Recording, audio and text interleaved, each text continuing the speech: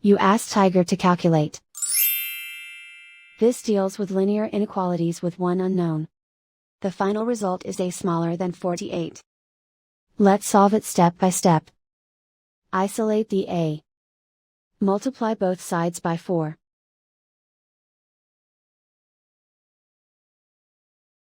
Group like terms.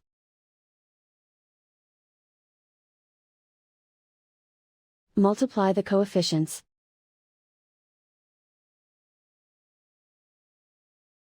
Simplify the fraction.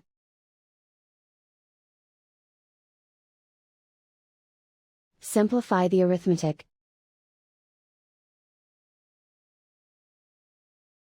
Plot the solution on a coordinate grid. And so the final result is a smaller than 48.